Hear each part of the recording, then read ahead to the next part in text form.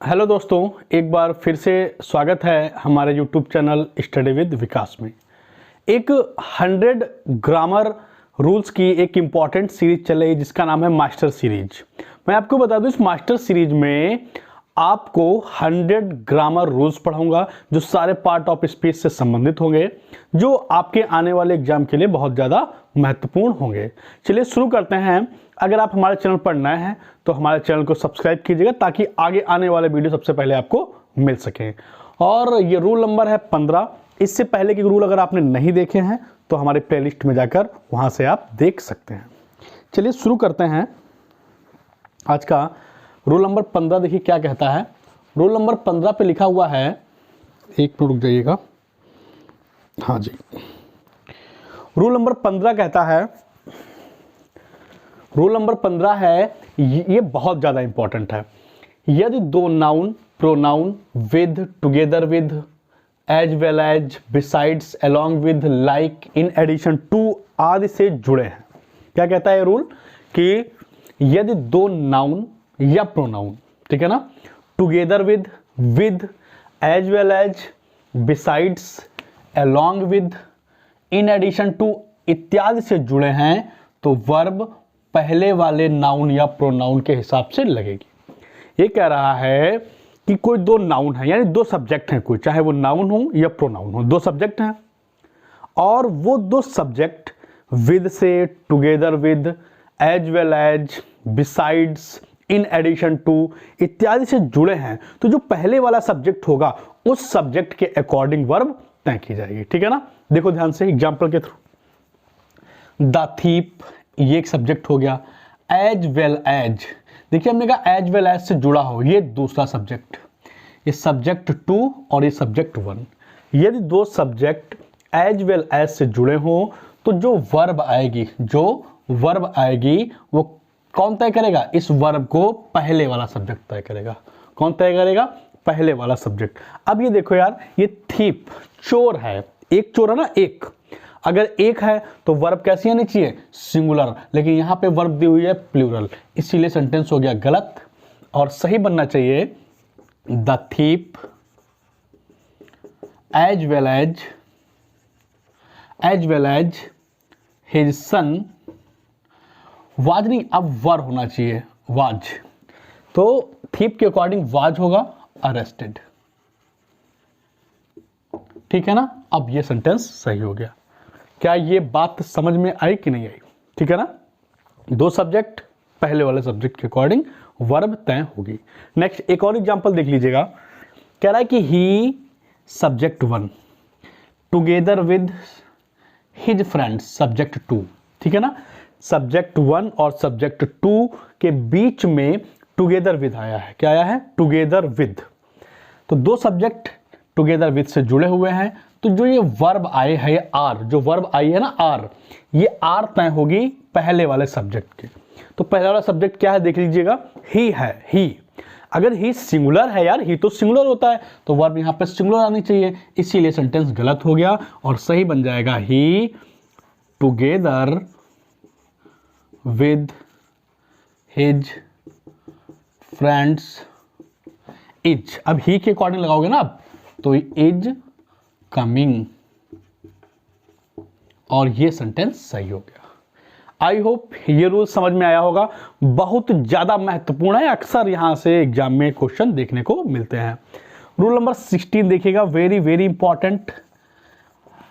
अगर आप मेरी बात मानो तो इन रूल्स को आप अपने नोट्स में शामिल कर लीजिए, लिख लीजिए, ताकि भविष्य में आप जब भी एग्जाम देने जाएं तो बस इनको एक बार रिवीजन करके जाएं और 100% यहां से आपको पेपर में देखने को मिलेगा। चलिए रूल नंबर 16 देखते हैं।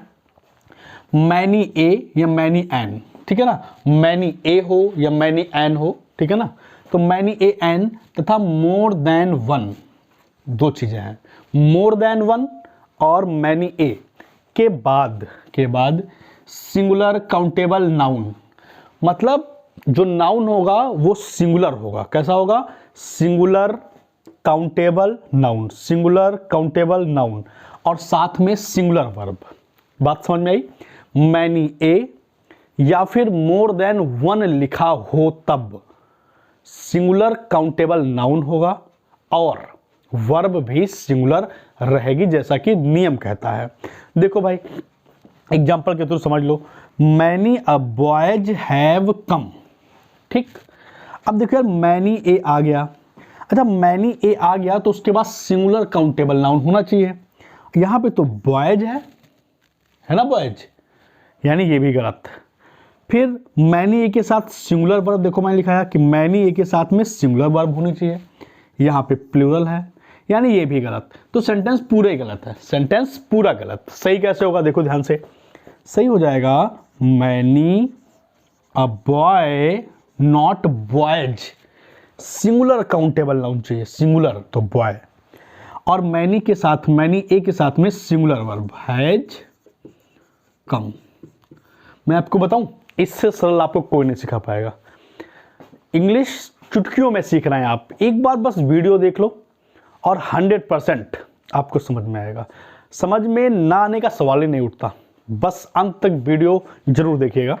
आगे लिखा हुआ है कि मोर देन वन। मैंने एक बात नियम लिखा है कि यार मोर देन वन के बाद भी यही कंडीशन रहेगी, तो मोर देन वन के बाद में बॉयज, ये एस गलत, वर्ब गलत है ना, तो सेंटेंस गलत। सही क्या हो जाएगा भाई, मोर देन वन, बॉयज नहीं बॉय हो जाएगा, क्योंकि सिंगुलर काउंटेबल नाउन चाहिए ना, बॉयज हटाओ बॉय लगाओ, और मोर देन वन के बाद में सिंगुलर वर्ब होती है, तो आप हैज कर दीजिए और हैज कम, और इस तरीके से आपका ये नियम भी ठीक हो जाता है। चलिए रूल नंबर 17 देखते हैं। रूल नंबर 17 क्या कहता है, मैं आपको बता दूं कि ये सारे रूल्स बहुत ही ज़्यादा महत्वपूर्ण हैं, ठीक है ना, तो इनको राइट डाउन जरूर कीजिएगा। चलिए रूल नंबर 17 देखते हैं।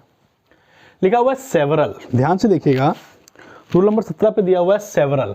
क्या है, सेवरल, बोथ, मैनी, वेरियस या ए फ्यू। समझ रहे हैं मेरी बात को, कह रहा है कि अगर सेवरल, बोथ, मैनी, वेरियस या ए फ्यू, एक बार फिर से मेरे साथ, various, several, both, many, a few के बाद प्लूरल नाउन होता है। नाउन कैसा रहेगा, प्लूरल, नाउन प्लूरल, और वर्ब भी रहेगी प्लूरल। तो सेवरल, बोथ है ना, ए फ्यू, वेरियस, मैनी के साथ में प्लूरल वर्ब और प्लूरल नाउन रहेगा। एग्जाम्पल के थ्रू देखिए, शब्द आ गया बोथ, तो बोथ के साथ वर्ब कैसी रहेगी, प्लूरल। चलिए हम पहले वर्ब देखते हैं, क्या वर्ब प्लूरल है, अरे ये तो सिंगुलर है, मामला गड़बड़ हो गया, ठीक है ना। अच्छा चलो हम ये भी देख लेते हैं कि वर्ब तो प्लूरल होनी चाहिए थी, गलत है। क्या नाउन प्लूरल है, बोथ द चिल्ड्रन, हाँ ये तो सही है, मतलब ये वर्ब वाली समस्या है इसलिए क्रॉस हो गया। अब हम सही करके बना देते हैं इसको, तो सही क्या बनेगा, both, both the children, both the children, और बोथ के साथ में वर्ब कैसी आएगी, वर्ब आएगी plural, both the children are intelligent, और ये सेंटेंस आपका सही हो गया। क्या बात समझ में आई ना, आपका ये सही हो जाएगा।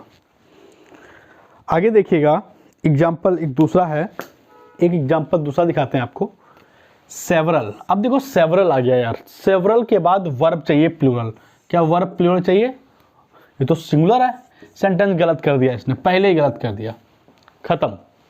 अब देखो सही कैसे होगा, सेवरल, इशू, इशू नहीं, उसने कहा था कि जो नाउन होगा वो भी प्लूरल नाउन होगा, नाउन कैसा होगा, प्लूरल, तो सेवरल इशूज, बात प्लूरल नाउन हो गया।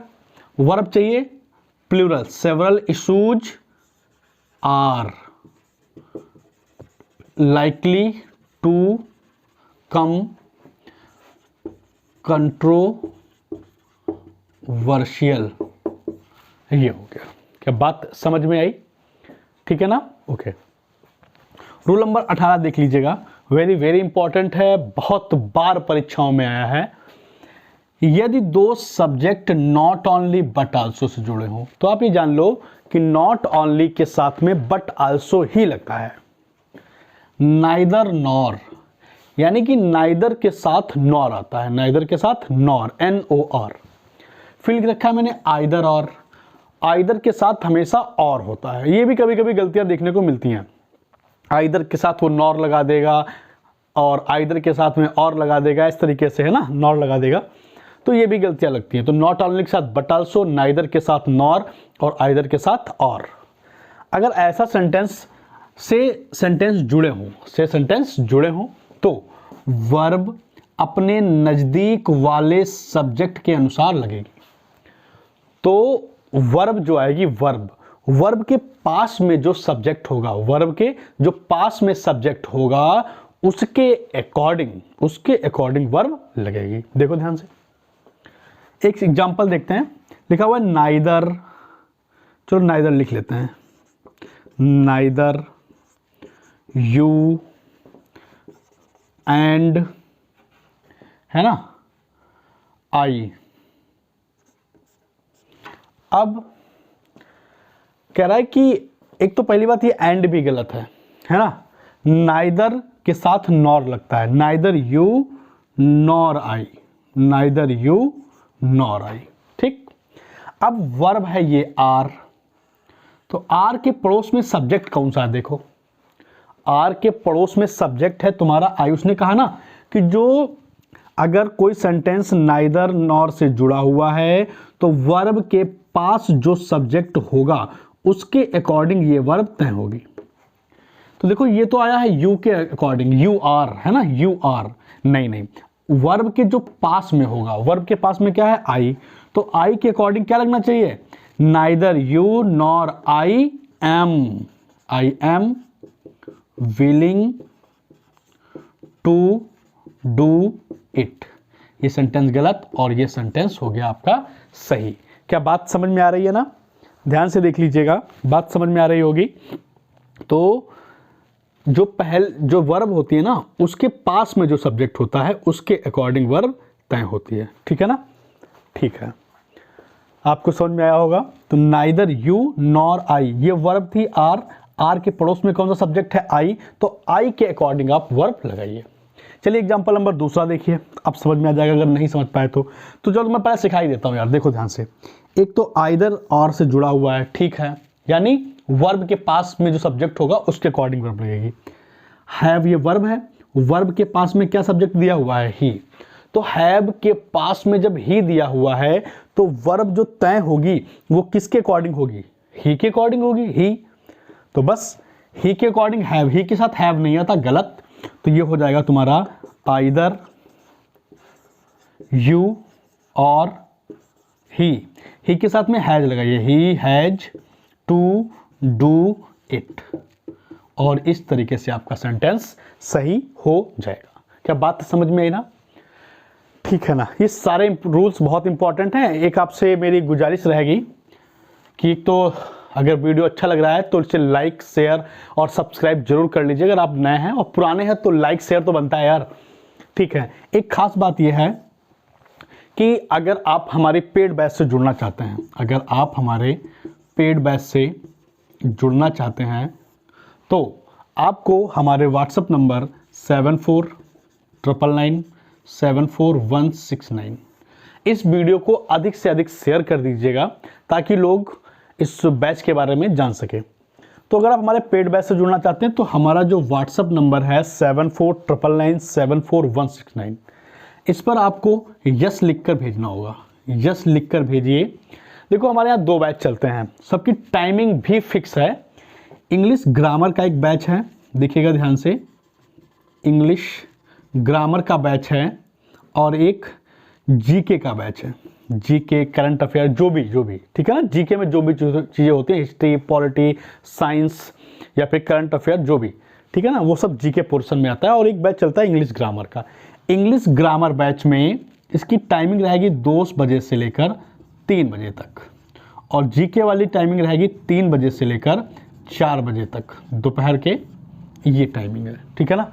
तो अगर आप हमारे पेड बैच से जुड़ना चाहते हैं तो हमारे व्हाट्सएप नंबर पर यस लिख कर भेजिए।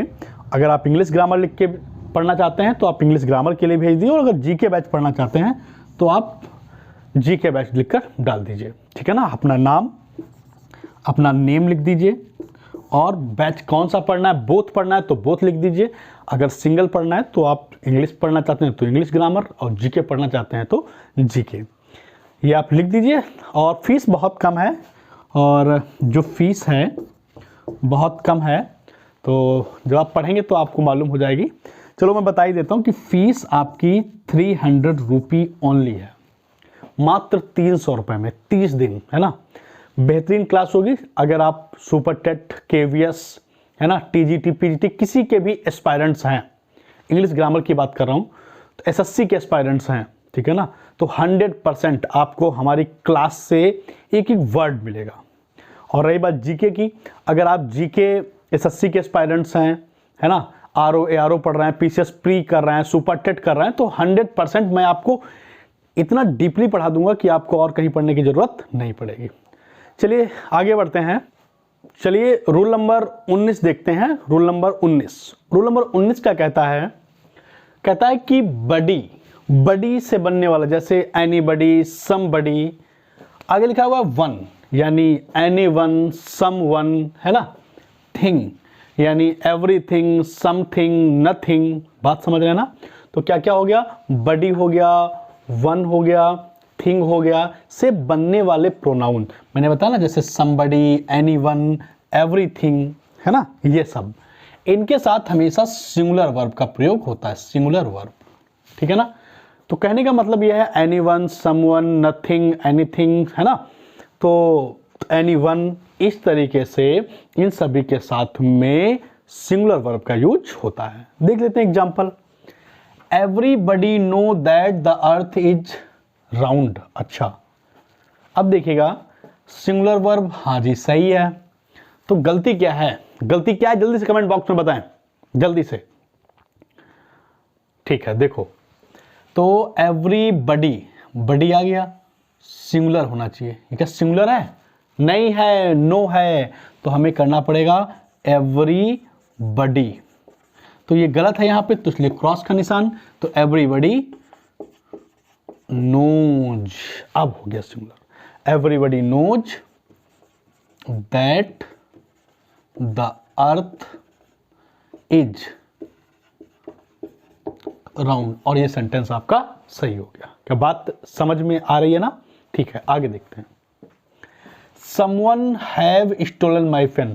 अब देख लो यार, someone आ गया, मैंने अभी बताया आपको, someone, anyone, nothing, anyone, है ना, इन सब के साथ में वर्ब सिंगुलर आएगी।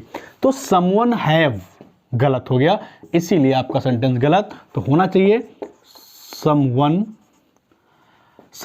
has, सिंगुलर चाहिए ना भाई, वो सिंगुलर वर्ब लिखा, stolen my पेन, और ये सेंटेंस आपका सही हो गया। क्या रूल समझ में आ रहा है ना? आ रहा है? ठीक है, लाइक जरूर कर देना फिर लाइक कर दीजिएगा और शेयर भी कर दीजिएगा हो सके तो। आगे देखिए, ठीक है। अब रूल नंबर 20 मैं बता दूं आपको। 20 एसएससी का ऐसा कोई एग्जाम नहीं होता जहां ये पूछा ना जाए, है ना। KVS, TGT, PGT, super TET, TET के लिए रामबाण है ये। टेट में, सुपर टेट में अक्सर, सुपर टेट में तो 100% आएगा भी। आप लिख लो ये बात को, ध्यान से देखो। वर्तमान के अनफुलफिल्ड विश, समझिए, अनफुलफिल्ड विश, जो पूरी ना हो सके, ऐसी इच्छा। कंडीशन, कोई कंडीशन शो हो रही हो, कोई डिजायर, कोई इच्छा हो, कैसी इच्छा हो? प्रेजेंट वाली, वर्तमान वाली, ठीक है ना, को व्यक्त करने के लिए if, as if, I wish के बाद वर्ब के रूप में सिर्फ वर का प्रयोग करते हैं। ये कह रहा है कि जो अनफुलफिल्ड डिजायर है, विश है, ठीक है ना, अगर ऐसी कोई सेंटेंस में दिया हो तो इफ, एज इफ या फिर आई विश के साथ हमेशा वर का यूज करते हैं, ठीक है ना। एग्जाम्पल देख लीजिए। If he was a bird, अब देखो इफ कह रहा है यदि वह पक्षी होता, तो ये कैसी है, ये अनफुलफिल्ड विश है, विश है। तो मछली ने बताया कि इनके साथ में भाई वर ही आएगा, तो ये गलत है, इसीलिए सेंटेंस गलत। सही हो जाएगा if he were a word. अब आपका सेंटेंस सही हो गया। बात समझ में आ रही है ना, आ रही है ना। आगे देखो, आई विश, सही है, आई विश अभी पढ़ लिया ना, आई विश अभी पढ़ा मैंने, आई विश आई, अच्छा आई विश दिया है यार, आई विश तो क्या होना चाहिए, वर होना चाहिए, आई विश के साथ में वर होना चाहिए। तो आई विश आई वाज, गलत, सेंटेंस गलत। तो I wish I were a bird. अब ये सेंटेंस आपका सही हो गया। क्या बात समझ पा रहे हैं? नोट्स बना लीजिए, इन्हीं में से आएगा। मैं फिर कह रहा हूं आपसे, एक और देखते example. If I were a bird, यदि मैं एक पक्षी होता, आई वुड फ्लाई, तो मैं उड़ जाता, है ना। तो ये सही लिखा हुआ है, if I were a bird I would fly, सही है सेंटेंस। सेंटेंस कैसा है, सही है। तो आज का सेशन इतना ही रहेगा। कैसा लगा कमेंट बॉक्स में जरूर बताइएगा। मिलते हैं नेक्स्ट वीडियो में, तब तक के लिए गुड बाय।